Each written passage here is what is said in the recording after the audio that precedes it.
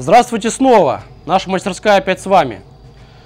Только что транспортная компания привезла нам лодочный мотор Yamaha 90. Двухтактный лодочный мотор. Это наш очередной интересный проект по ремонту и покраске лодочного мотора. Мы уже упоминали о том, что покраской лодочного мотора мы занимаемся только ближе к зиме. Однако по поводу этого лодочного мотора мы договаривались заранее, но привезли его нам только сейчас. Сегодня у нас 2 апреля на момент записи этого видео. Видео, конечно же, выйдет намного позже.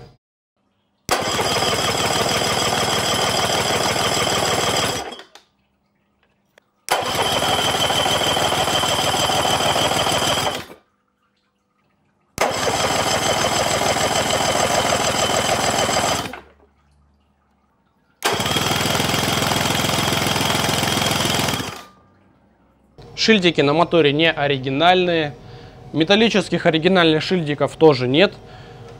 Года выпуска на свечных проводах нет, его стерли. Соответственно, точную дату выпуска этого мотора мы уже вряд ли когда-то узнаем. Гребной вал бьет. Смотрите. Видно, как вал гуляет.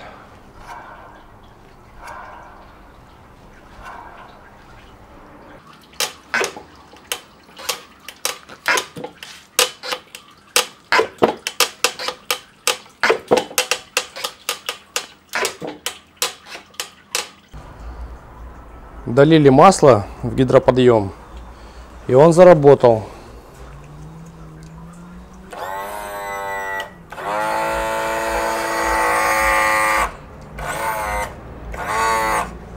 Разбита втулка и сорвана резьба масляного болта.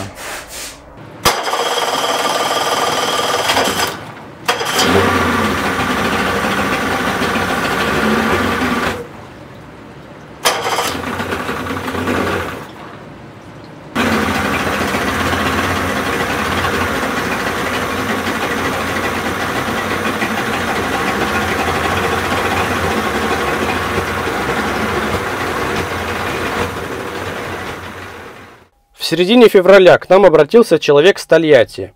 Его желанием было приобрести лодочный мотор Yamaha 90 с Камчатки, причем, так сказать, не глядя, с предложением его восстановить. Мы сначала предложили ему приобрести нормальный, не требующий ремонта мотор с Владивостока и даже дали кое-какие рекомендации. Но он отказался, сказал, что и у них в регионе можно приобрести нормальный мотор, не требующий ремонта, но клиенту это было неинтересно, и у него оставались бы сомнения в надежности, пускай и свежего, но все-таки бэушного мотора. И самое главное, он хотел перекрасить мотор в белый цвет. Мы уже красили один мотор Yamaha 9.9 в белый цвет, который уже продан. Ссылку на это видео мы оставим в описании.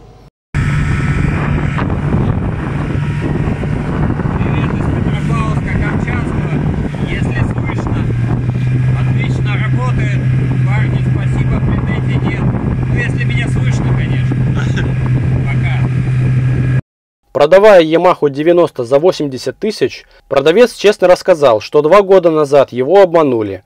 Мотор продали из Владивостока под видом рабочего, однако он оказался заклинившим.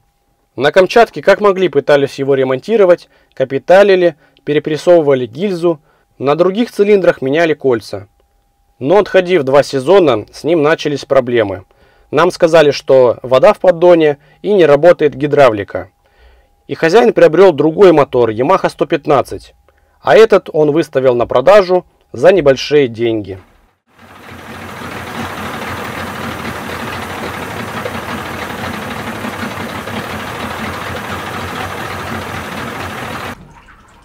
При первом запуске работа мотора была нестабильная из-за ненастроенных карбюраторов.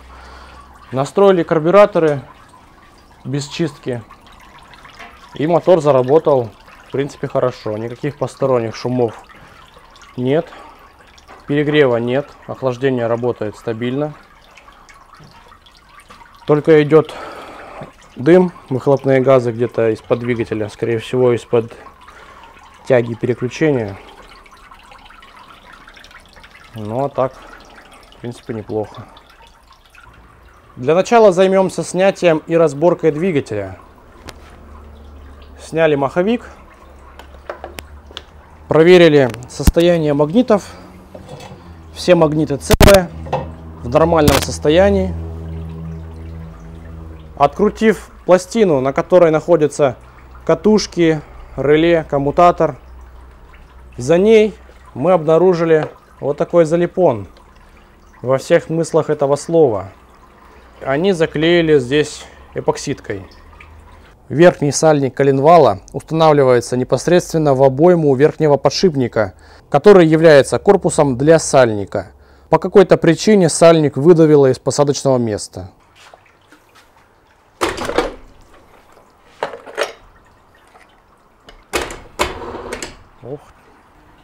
Коленчатый вал, на первый взгляд, в отличном состоянии.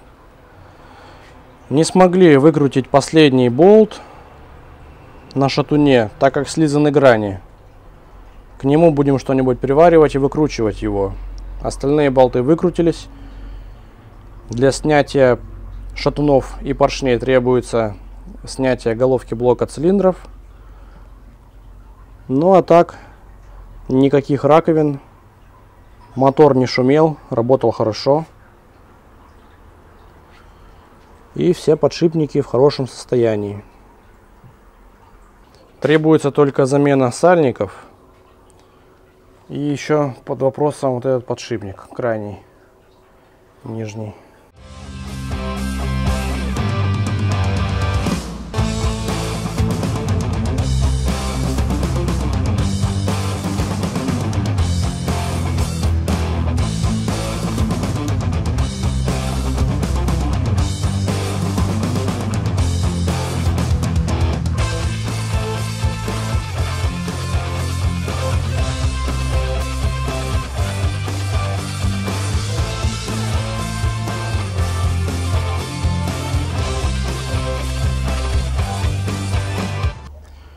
Низкая компрессия была из-за множества мелких задиров в каждом цилиндре. Поршни в нагаре. Коленчатый вал в хорошем состоянии. Подшипники коленвала тоже.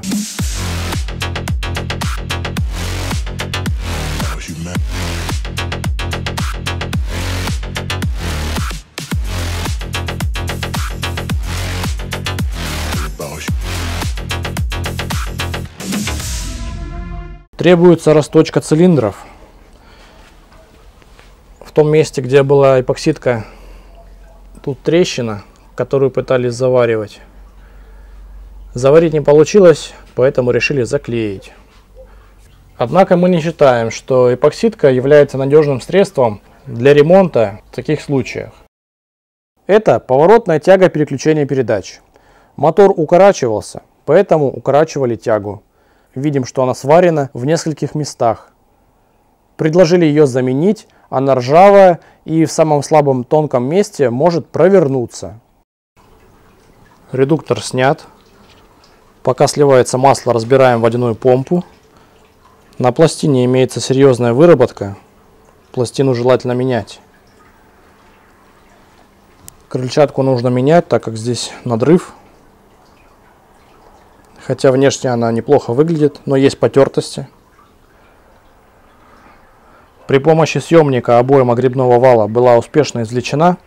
Не пришлось даже ничего греть. Гайка выкрутилась легко. Резьба хорошая на гайке и на редукторе. Видно, что здесь уже сверлили старую гайку, которая была закисшая. Редуктор разбирался, это видно по синему герметику. И учитывая, что обойма так легко снялась. Но вот, вынув грибной вал, обнаружились раковины в том месте, где работает подшипник игольчатый. То есть по-хорошему этот грибной вал требуется заменить. Синий герметик. Редуктор перебирали, может быть, для замены сальников. Посмотрели, сказали, походит, и собрали. Требуется замена подшипника заднего хода.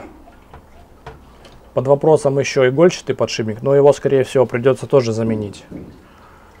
И далее сейчас будем вынимать вертикальный вал, смотреть его состояние. Снимаем вертикальный вал.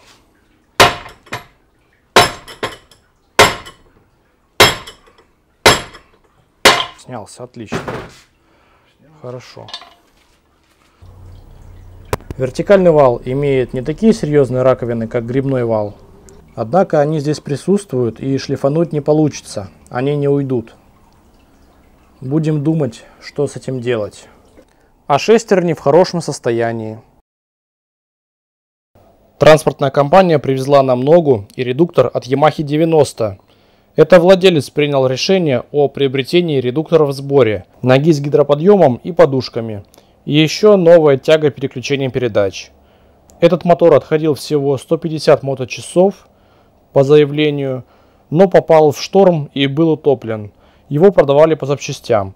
Мы будем разбирать редуктор для дефектовки с дальнейшей сборкой, либо брать из него запчасти, то есть валы и подшипники. Владелец хочет собрать еще и запасной редуктор, если он найдет вертикальный вал и грибной вал в продаже в хорошем состоянии. В редукторе было темное масло, масло слито. Гайка обоймы грибного вала уже успела закиснуть до такого состояния, что нет возможности ее выкрутить. Поэтому будем высверливать для сохранения резьбы корпуса. Просверлили в двух местах и выломали гайку. Теперь съемником вытягиваем обойму грибного вала.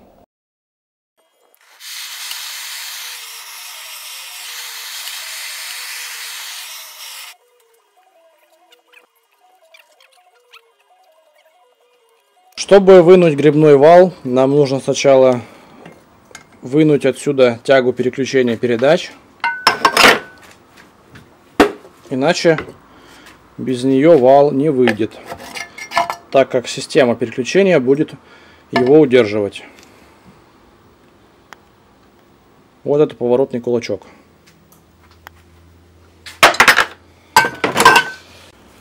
Как мы и предполагали, состояние редуктора очень хорошее. Шестерни без повреждений. Валы тоже в идеальном состоянии. Поэтому будем использовать эти запчасти для дальнейшей сборки. Нужно будет только сюда установить новую гайку. Разбираем новую ногу на покраску.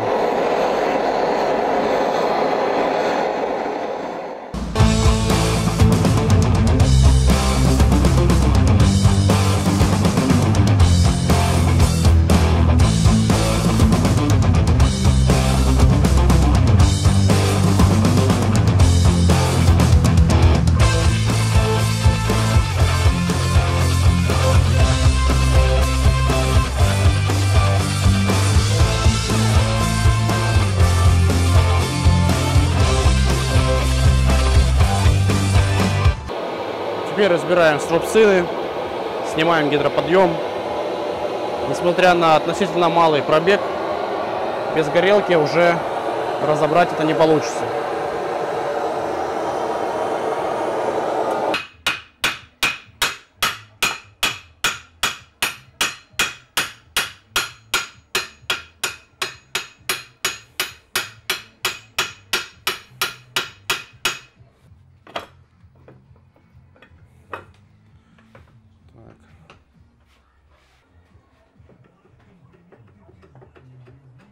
Сыпется.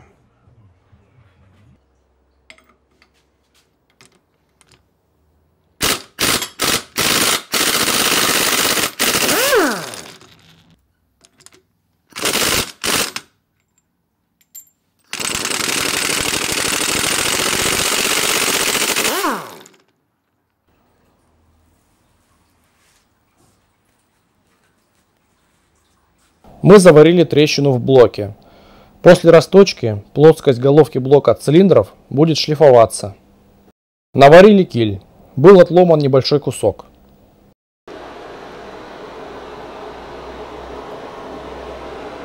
Сейчас мы будем собирать редуктора. Один основной, второй запасной. Оба редуктора будут белого цвета. И за основу основного мы будем брать новый редуктор, самый лучший. А второй редуктор запасной, он будет тот, который шел с мотором. Мы меняем все необходимые запчасти, подшипники, сальники, водяную помпу. Для запасного редуктора владелец нашел гребной и вертикальный вал, чтобы не ставить плохие валы. И тут подшипник есть.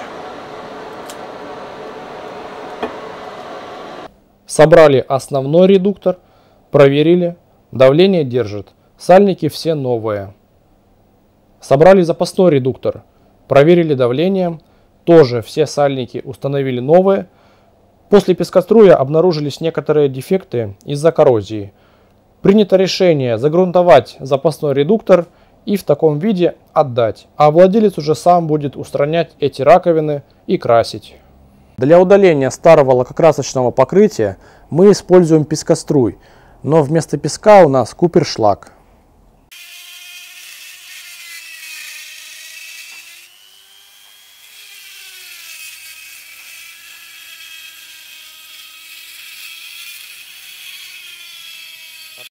Собираем двигатель, устанавливаем новые прокладки, новые ремонтные поршни, кольца, новые сальники коленчатого вала.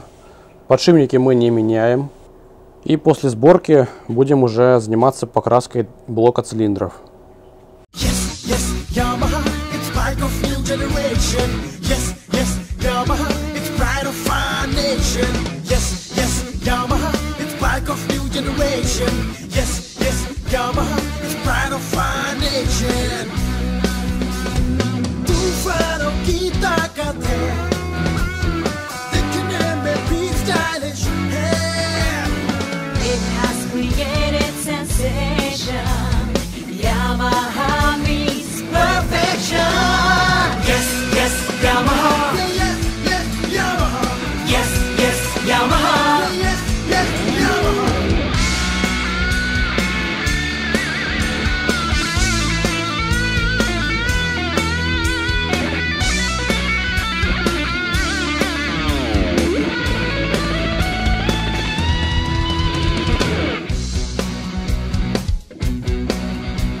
जब हाथ मिलाए कोई बात करें हम तो यस यामाहा पहले कहे हम जब हाथ मिलाए कोई बात करें हम तो यस यामाहा पहले कहे हम जितनी चॉइस इसमें है और मिलती है कहाँ चलती है तो लगता है झूलेगी आसमां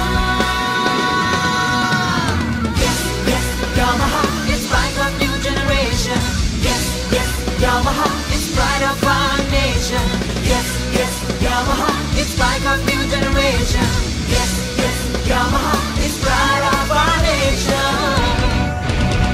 ये शान बढ़ाए, ये साथ निभाए, सबको मंजिल तक पहुंचाए. Satisfaction है हर दिल में, smile है यहाँ. हम ही नहीं कहते, अब कहता सारा जहां. Забыли покрасить кое-какие детальки. Это механизмы газа, механизм опережения зажигания. Мы их покрасили. И теперь можно продолжать сборку.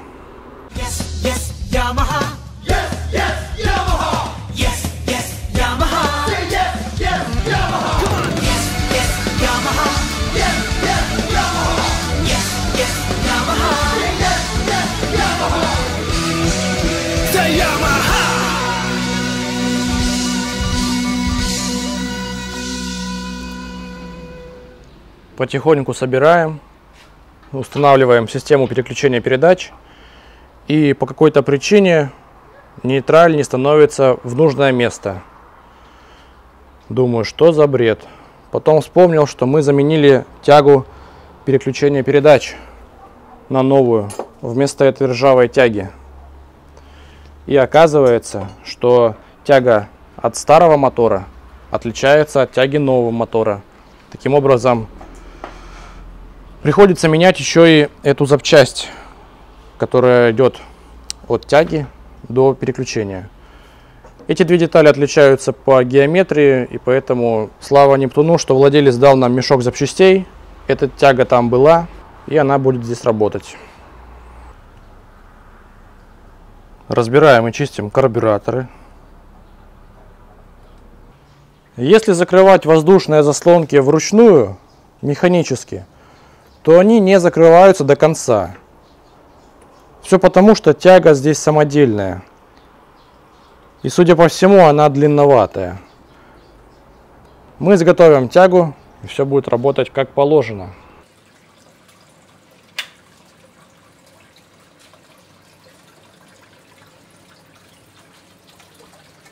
Вода чистая. Наконец-то вода чистая. Первый запуск.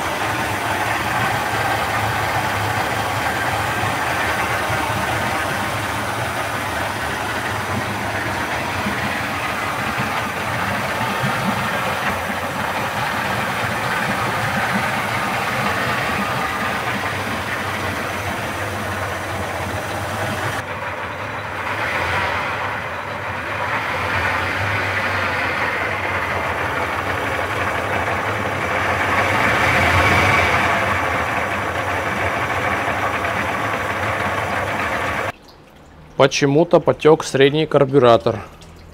Будем снимать, смотреть, что ему надо. Видимо, соринка какая-то попала под игольчатый клапан, и он не закрывается.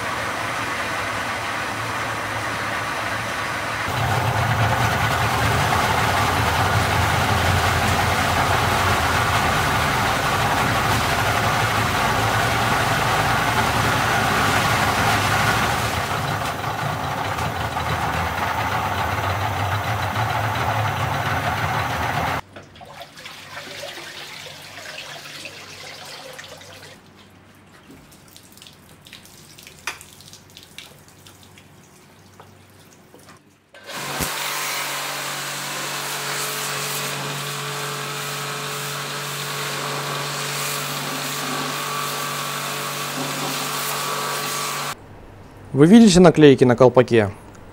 И я не вижу, но они есть. Владелец прислал нам наклейки. И здесь такая маленькая цифра 90. На наш вкус наклейки не подходят для этого цвета мотора. Мы бы сделали иначе. Мы бы сделали черным цветом, наклеили бы синюю полосу, как на том проекте с Yamaha 9.9. Но владелец от нашего предложения отказался, поэтому оставляем так. Потом владелец уже будет сам решать, переделывать или оставлять. Установили на мотор новое реле гидроподъема, заменили треснувший коннектор на машинку дистанционного управления, произвели первичную обкатку с регулировкой карбюраторов угла опережения зажигания, проверили работу генератора, убедились, что с трещины, которую мы заварили, не течет вода в поддон. Отправляем мотор в Тольятти с надеждой, что доедет в целости и сохранности. Итоговая сумма по работе вместе с запчастями получилась 75 тысяч.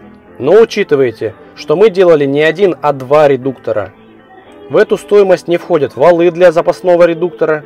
Их владелец приобретал БУ и отправлял нам транспортной компанией. Не входит также стоимость самого редуктора в сборе, который был приобретен вместе с ногой и гидроподъемом. В эту стоимость не входит работа транспортных компаний, которые осуществляли доставку до нашего адреса редуктора с ногой, наклеек на колпак и других запчастей с разных городов. а также доставка самого мотора, которому еще предстоит ехать до нового счастливого владельца. И не входит в озвученную стоимость цена самого мотора. Если посчитать, то итоговая цена мотора приблизилась к цене такого же мотора, который можно приобрести сразу в хорошем состоянии. Получилось даже дороже. Но владелец остался доволен. Все-таки это тоже риск, приобретая БУ мотор.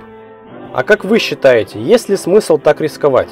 Покупать двойного кота в мешке, который продали во Владивостоке на Камчатку, но он оказался заклинившим, его там пытались ремонтировать, и в таком неизвестном состоянии его приобретают для восстановления.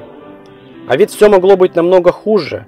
Повезло, что коленвал и подшипники оказались в отличном состоянии, иначе ведь бюджет ремонта серьезно увеличился. Стоимость одного японского коленвала на сегодняшний день от 50 до 60 тысяч. Тайваньский аналог от 30 до 40 тысяч. Или может проще сразу купить нормальный мотор? Делитесь своим мнением. Вместе с мотором будут отправлены запчасти и нога с неисправным гидроподъемом.